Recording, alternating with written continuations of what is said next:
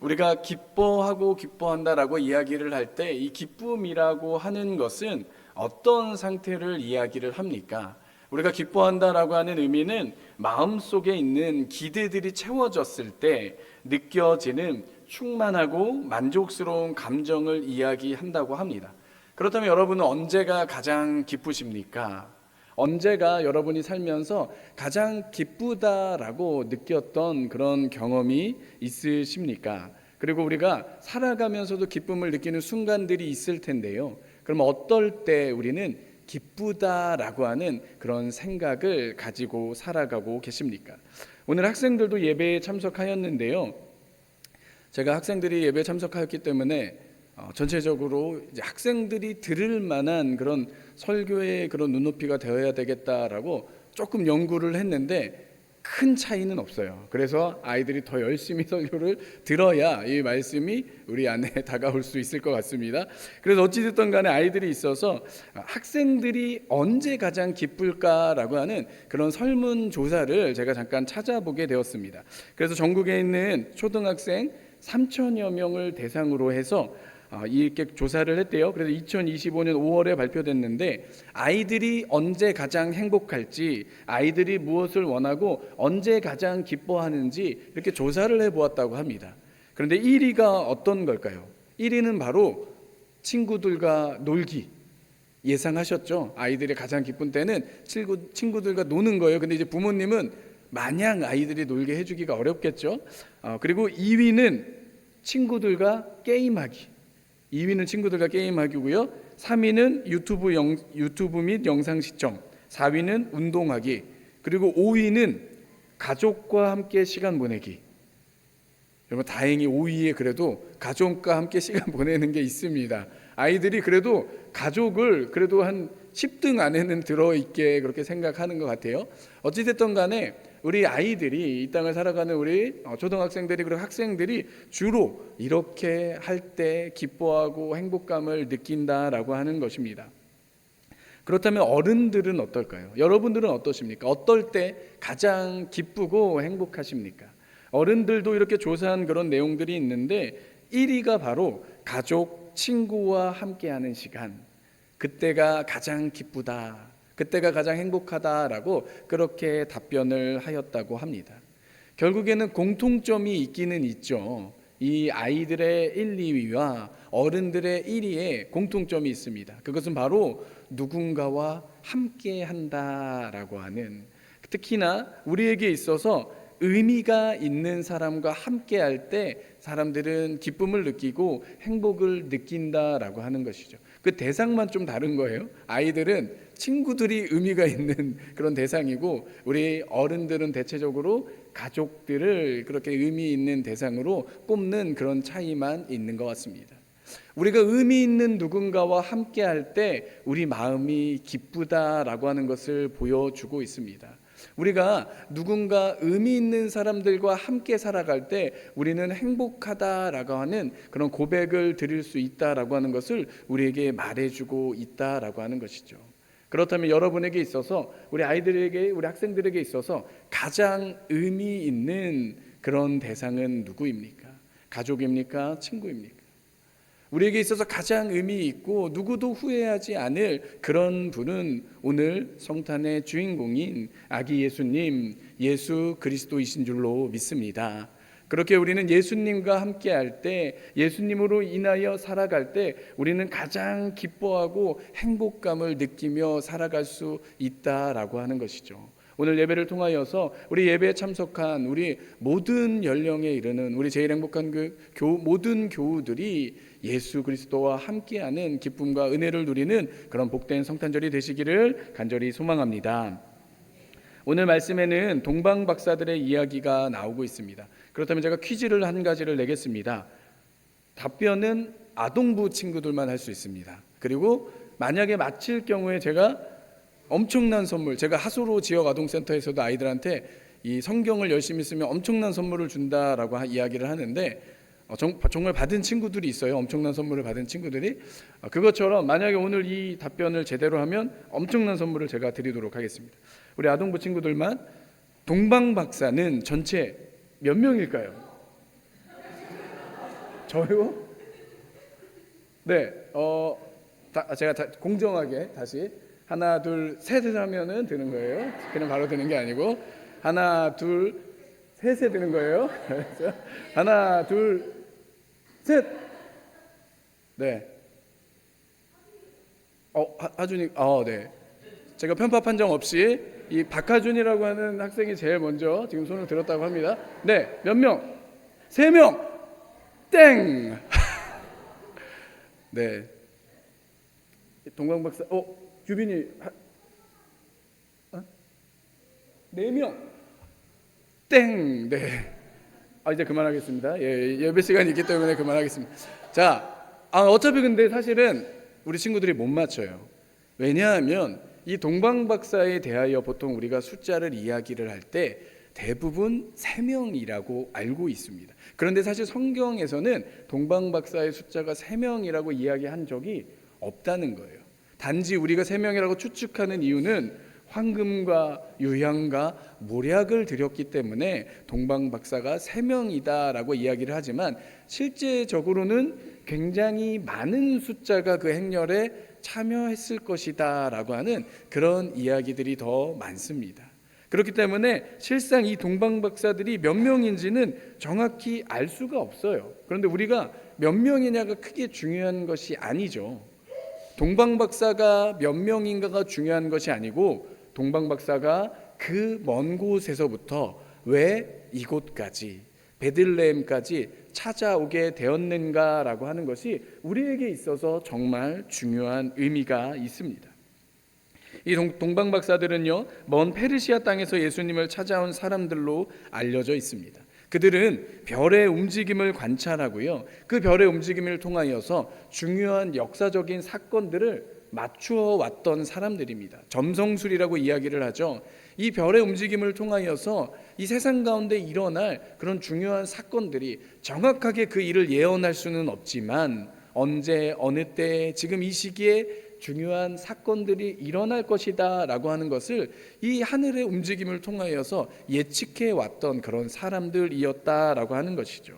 그렇기 때문에 그들은 이전에도 몇 번이나 중요한 사건들을 정확하게 파악했던 것으로 보여집니다. 그러다가 그들이 메시아의 탄생에 대하여 이 별의 움직임을 통해서 확인할 수 있었던 거죠. 이 메시아라고 하는 이 단어는 기름 부음을 받은 자, 그리고 우리가 쉽게 이해하자면 이스라엘을 구원할 영웅을 이야기를 합니다. 이 메시아가 탄생할 것이다. 이스라엘을 건져낼 수 있는 영웅과도 같은 사람이 태어날 것이다 라고 하는 그런 관찰을 하게 되었다는 것이죠. 그래서 동방박사가 이 별을 따라서 이 먼 곳까지 베들레헴까지 오게 되었습니다. 그리고 당연히 헤롯 왕을 찾아가서 당시에 유대 땅을 다스리던 이 헤롯 왕을 찾아가서 물어보는 거예요. 과연 이 유대의 진정한 왕이 어디에서 나셨는지를 헤롯에게 물었지만 당연히 헤롯은 알지 못합니다. 헤롯이 알지 못했기 때문에 이 유대의 모든 사람들이 알지 못했기 때문에 이들은 자신들이 관찰하고 찾아왔던 그 별의 움직임을 찾아서 다시 메시아를 향해서 나아가는 그런 상황들, 그 상황이 오늘 우리가 읽은 말씀 바로 앞에 나오고 있는 상황들입니다. 드디어 동방박사들이 별이 멈춘 것을 보았고요, 별이 자신들을 인도하여 유대인의 왕, 온 세상을 구원하실 분, 그들이 정확히 하나님으로 알지는 못했을지라도 무엇인가 신적인 존재가 우리를 이끌었다라고 하는 것을 동방박사들이 확인할 수가 있었습니다. 그리고 드디어 이 별이 멈추었기 때문에 드디어 우리가 눈으로 볼 수가 있구나, 드디어 우리가 만날 수가 있구나라고 하는 그런 기쁨이 그들에게 찾아오게 되었다는 것이죠. 그래서 오늘 말씀에는 어떻게 표현하고 있냐면 매우 크게 기뻐하고 기뻐하였다라고 이야기를 하고 있습니다. 여러분, 우리가 너무 기쁠 때, 어떤 말을 강조하고 싶을 때 그 말을 반복해서 사용할 때가 있잖아요. 그래서 그 말이 반복되어서 너무 기뻐해서 그 기쁨을 다 표현할 수 없기 때문에 성경은 우리에게 이렇게 알려주고 있습니다. 그 기쁨이 이 세상 어떤 기쁨과도 비교할 수 없는 큰 기쁨이었다라고 하는 것이죠. 몇 해 전에 어떤 한 트로트 가수가요, 찐이야라고 하는 그런 노래를 발표하고 부른 적이 있습니다. 여러분 혹시 이 찐이야라고 하는 노래 들어보셨습니까? 학생들도 조금 들어봤을 것 같은데, 이 찐이야라고 하는 그런 이 가사를 보시면요, 이 찐이라고 하는 말이 반복돼요. 찐이야. 여러분 혹시 들어보셨나요? 찐이 계속 반복돼요. 근데 이 찐이라고 하는 뜻이 어떤 뜻이냐면, 이 찐이라고 하는 말이 진짜라고 하는 말입니다. 진짜야 라고 이야기를 하는 거예요. 그렇다면 이렇게 말을 계속해서 반복하는 이유가 어디에 있습니까? 그 말이 정말 사실이다 라고 하는 것을 강조하기 위해서 계속해서 반복하고 있다는 거예요. 오늘 우리가 이 찾아보는 동방박사들의 기쁨이 바로 이러한 기쁨입니다. 진짜 너무 기뻐라고 그렇게 외치는 그런 모습으로 우리에게 비춰지고 있다는 거예요. 너무 기쁘기 때문에, 그 기쁨을 주체할 수 없기 때문에 그 기쁨이 어떤 기쁨인지 성경이 우리에게 그렇게 설명해 주고 있습니다. 이들에게 그러한 기쁨이 어디에서부터 시작이 됩니까? 그것은 바로 이 땅에 오신 예수님을 만났기 때문입니다. 이 땅에 특별한 일을 행하러 오신 예수님을 그들이 찾아왔기 때문에, 예수님으로 인하여 예수님을 만나게 되었을 때 이 세상 어떤 기쁨과도 비교할 수 없는 기쁨이 그들을 사로잡게 되었다라고 하는 것이죠. 그래서 오늘 말씀해 보시면요, 집에 들어가서 아기와 그의 어머니를 보고 엎드려 아기께 경배하였다라고 그렇게 이야기를 합니다. 우리가 그 모습을 상상해 보면 조금 안 어울리는 모습이죠. 오늘 우리 학생들이 예배에 많이 참석했는데, 우리 어른들이, 연세가 많으신 분이 이 아이들을 섬기고 엎드린다라고 하면 우리나라에서 정말 큰일 나는 상황이죠. 어떻게 이런 예의에 버긋나는 일이 있을 수 있을까라고 생각이 들 거예요. 그리고 어떤 나라에서도 마찬가지겠죠. 그런데 이 동방 박사들이 그 나라에서는 대단한 위치에 있는, 어느 정도 지식과 그런 이 사회적인 위치가 대단했던 그들이 찾아와서 이 아기께 경배하고 있다는 것이죠. 왜냐하면 이 아기는 보통 아기가 아니었기 때문입니다. 이 아기는 그냥 평범한 아기가 아니고, 이 박사들이 발견하였던 것처럼 이 땅에 오신 특별한 아기, 하나님이 원하시는 일을 이루어갈 그런 신적인 존재다라고 하는 것을 그들이 알고 있었기 때문입니다. 여러분 혹시 서울에서 부산까지 대략 몇 킬로 정도 떨어져 있는지 알고 계시죠? 대략적으로 500km, 600km 요 사이라고 보통 이야기를 하잖아요. 그런데 오늘 말씀의 이 동방 박사들이 이 아기 예수님을 찾아온 거리를, 총 거리를 한번 합산해 보면요, 거의 1500km에서 한 2000km 정도 되지 않을까라는 그런 예측을 합니다. 그렇다면 우리가 지금은 차를 타고 가도 부산은 먼 거리다라고 이야기를 하는데, 낙타를 타고 낙타를 끌고 그 먼 거리를 간다라고 하는 것은 심지어 그 당시에는 위협이 있거든요. 이 안전에 대한 보장이 될 수 없는 그런 시대에 이 먼 거리를, 이 귀한 예물들을 가지고 간다라고 하는 것은 큰 위험을 감수하고, 그리고 많은 시간을 무릅쓰고 가는 그런 큰 여정이었습니다. 그렇기 때문에 짧게는 5개월에서 6개월을 잡기도 해요. 이 동방 박사들이 찾아온 그 여정을, 그 시간을. 그리고 어떤 학자들은 거의 1년이 넘는 시간이었을 것이다 라고 그렇게 예측하기도 합니다. 그 정도의 시간을, 그 정도의 수고를 감수하고서라도 이렇게 찾아올 수 있는 이유가 어디에 있습니까? 그것은 바로 이 아기가 온 세상을 구원하실 신의 아들이다라고 하는 것을 믿었기 때문입니다. 우리는 하나님을 알고 있기 때문에, 예수님에 대해서 알고 있기 때문에 쉽게 하나님, 예수님 이렇게 이야기를 하지만, 이 동방 박사들은 하나님을 믿는 사람들이 아니었다는 거죠. 하나님을 믿지 않는 사람들이었지만, 그러나 자연을 통해서 말씀하시는 하나님을 발견하게 되었고, 친히 별의 인도하심을 받아서 하나님을 보고 그 과정들을 보면서 하나님이 진짜 신이다라고 하는 것을 이들이 깨달을 수 있게 되었다라고 하는 것입니다. 그렇게 그들의 눈앞에 있는 이 아기는요, 그냥 하나의 작은 아기가 아니고 온 세상을 구원하실 수 있는 분이다, 하나님의 아들이다, 신적인 존재이다 라고 하는 그런 마음이 있었던 것입니다. 그렇기 때문에 오늘 말씀에 나오는 것처럼 예수님께 가장 귀한 예물을 드립니다. 황금과 유향과 모략을 드려서 아기 예수님께 경배하고 그 기쁨이 충만한 것을 말씀은 우리에게 보여주고 있습니다. 원래는 하나님을 믿지 않았던 동방 박사들인데 그들을 하나님이 불러주셨다는 거죠. 그들을 불러주셨기 때문에 그들이 예수님께 나올 수 있었고 예수님을 만나게 되었고요, 온 세상에 구원이 임하게 됨을 그들의 눈으로 바라볼 수 있게 되었습니다. 모든 사람에게, 모든 백성에게 구원이 임하였음을 이 천사들을 통하여서, 이 별을 통하여서, 이러한 증거들을 통하여서 알려주셨다라고 하는 것이죠. 그렇기 때문에 그들에게는 큰 기쁨이 있었습니다. 예수님을 만난 기쁨, 예수님으로 인하여 구원이 임하게 된 큰 기쁨이 그들의 마음속에 충만할 수 있었던 것입니다. 오늘 우리가 잘 아는 것처럼, 오늘은 교회에 다니지 않는 사람들도 모두 다 아는 것처럼 성탄절입니다. 아기 예수님께서 이 땅에 오신 날을 기념하고 바라보고 예배하는 날입니다. 무엇보다 이 땅의 다음 세대 우리 학생들을 하나님께서 이 자리로 불러주신 줄로 믿습니다. 하나님께서 우리 아이들을 사랑하시고 한 사람 한 사람을 계획하시고 예정하시고 이곳 가운데 또 우리 교회 가운데 불러주셨다라고 하는 것이죠. 그렇기 때문에 이 땅에 오신 예수님께서 이들을 만나시기를 원하고 이들 가운데 예수님이 어떤 분이신지를 알리시기를 원하신다라고 하는 겁니다.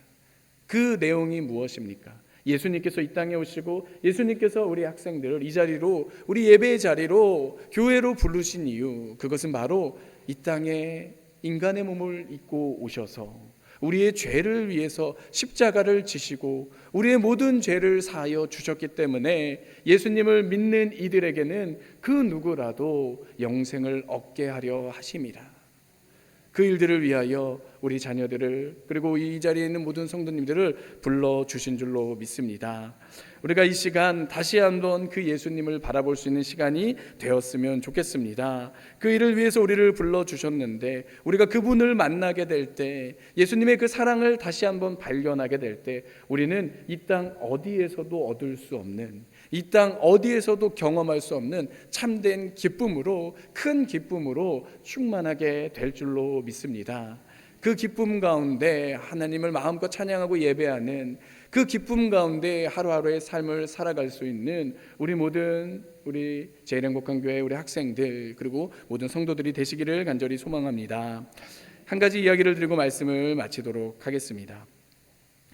최근에 이 먹방이라고 하는 단어 혹시 들어보셨나요? 먹방이라고 하는, 우리 학생들은 너무나 잘 알 건데 먹방은 뭐 단순하죠. 그냥 말처럼 많이 먹는 거예요. 어디까지 사람이 먹을 수 있나. 그래서 그것을 방송으로 하고요, 그 먹는 방송을 통하여서 사람들이 여러 가지 감정을 느낀다라고 하는데 가끔 그런 이제 먹방을 보면 이 단순한 생각이 들 때가 있어요.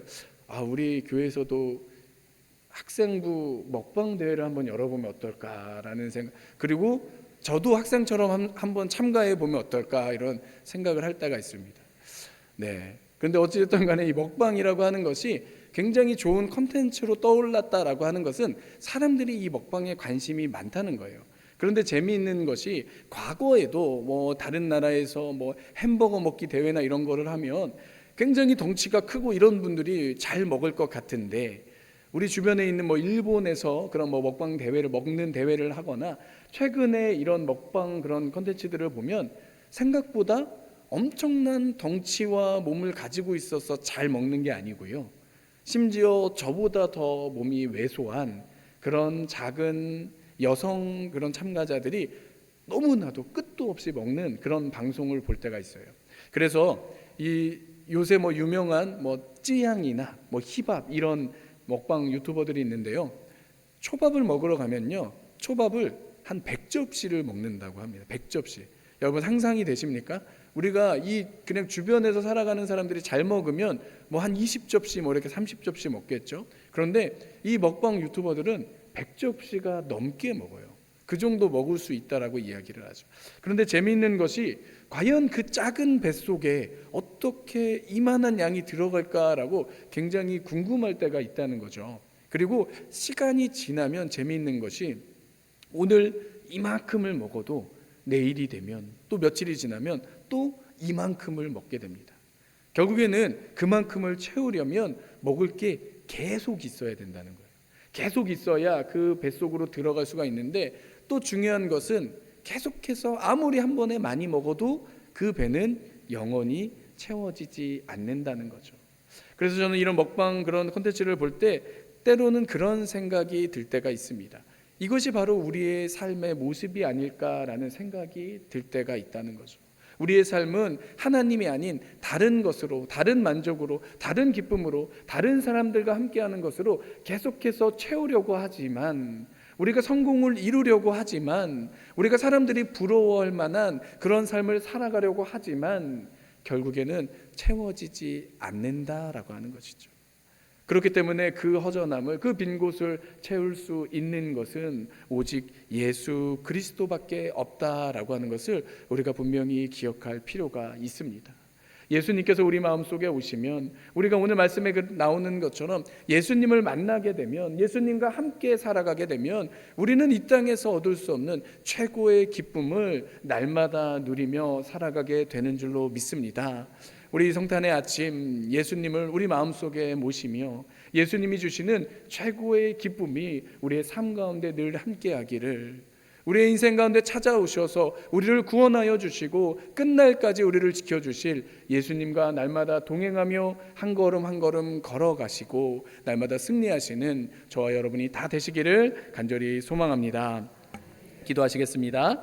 살아계신 하나님 감사합니다. 오늘 우리에게 성탄의 기쁨을 허락하여 주시고, 무엇보다 예수님을 만나게 될 때 이 세상 어디에서도 찾을 수 없는 최고의 기쁨이, 최고의 만족이, 최고의 행복이 우리에게 임하게 되는 줄로 믿습니다. 무엇보다 우리 함께 예배드리며 우리 많은 학생들이 이 자리 가운데 나와왔는데, 우리 학생들이 우리 마음속에 예수님을 알고 예수님을 믿고 예수님으로 살아갈 수 있는 놀라운 은혜가 있게 하여 주시옵소서. 그래서 이들이 이 땅을 살아갈 때, 이들이 여태까지 경험해 보지 못한 힘든 시간들이 찾아올 때 함께 하시는 예수님으로 인하여, 하나님의 능력으로 인하여 넉넉히 감당하며 승리할 수 있는 놀라운 은혜가 이들 가운데 있게 하여 주시옵소서. 오늘 성탄 예배를 드리며 하나님께 올려드리는 우리 제일 행복한 교회 모든 성도들을 기억하여 주시고, 예수님께서 허락하여 주시는 참된 기쁨으로, 진짜 기쁨으로, 진짜 기쁨으로 날마다 승리하는 복된 인생 되어지게 하여 주시옵소서. 그렇게 행하여 주실 주님께 감사를 드리오며 사랑이 많으신 예수 그리스도의 이름으로 간절히 기도드립니다. 아멘.